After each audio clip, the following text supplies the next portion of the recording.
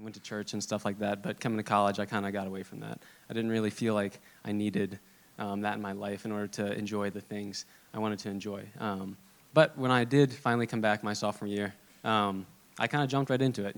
Like David said, the first time I ever met him was at Home Place with Hokie Fam. So I was really just wanting to get back into it. But with that, I didn't really want to stop living the life I was living before coming to church. So, most of you that knew me then probably would have said that I was, a good Christian guy, whatever.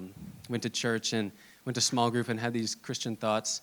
But not many people knew about sort of this other side of my life, which is how I wanted it. I didn't want people to know of the kind of dirty, jagged parts of my soul. And so I didn't tell anyone. And as much as it was exhausting living these two lives and having to put on a face every time I was one place or another, it was holding me back. I wasn't building these friendships that I could have been building in, and lacking that openness with other people was just like not destroying my friendships, but it made them grow so much more slowly than they should have. And I think that one thing that God's trying to teach me now is that it's okay to not be perfect. He's the only one that is perfect, and I'm finding peace in the fact that I'm not perfect. I'm trying to allow him to use my imperfections to lead people to him. So every time that I mess up, which is quite a bit, I want to be able to tell God, use me. Help me be open with these people and tell them what I'm struggling with, so that way you can work through me, and that way I can tell them how you helped me through it. Not how I got through it, but how God has helped me through it. And it's comforting that I don't have to be perfect. It's comforting that because, in my weakness, God is strong. God can use my weaknesses. And so I think I would just encourage all you guys, this is the beginning of the year still. You guys are getting involved in engage groups and in friend groups outside of church. And if you can be open with your friends now, it's never too late to be open with them, I guess. But just, I guess, opening up your soul, even the dirty parts of it, to your friends will help your friendships grow so much quicker. Because when you open up yourself to them, they're going to feel more comfortable to open themselves up to you. And using that and, I guess, growing that community in your own struggles is something that can just, let God work. So even if one of your friends is like, how's it going today?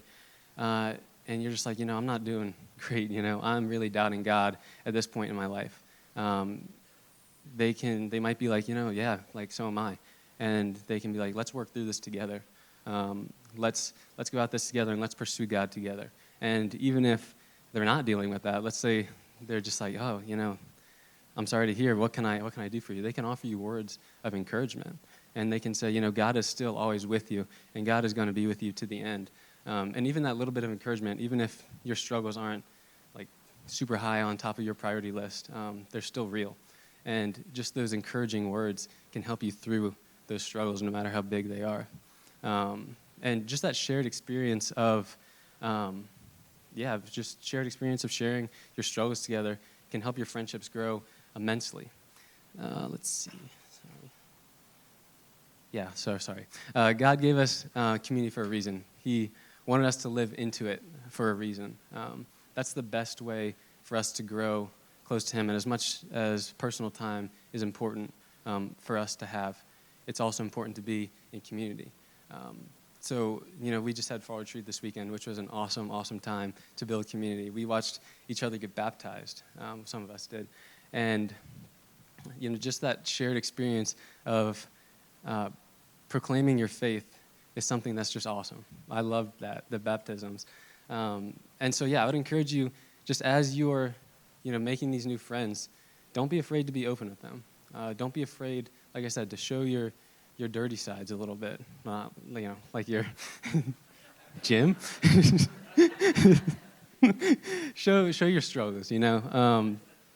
People are open to hearing about that.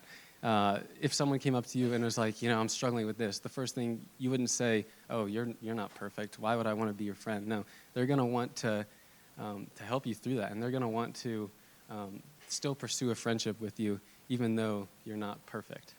And yeah, I'm not perfect at this for sure. I'm still working through this. This is something that God's trying.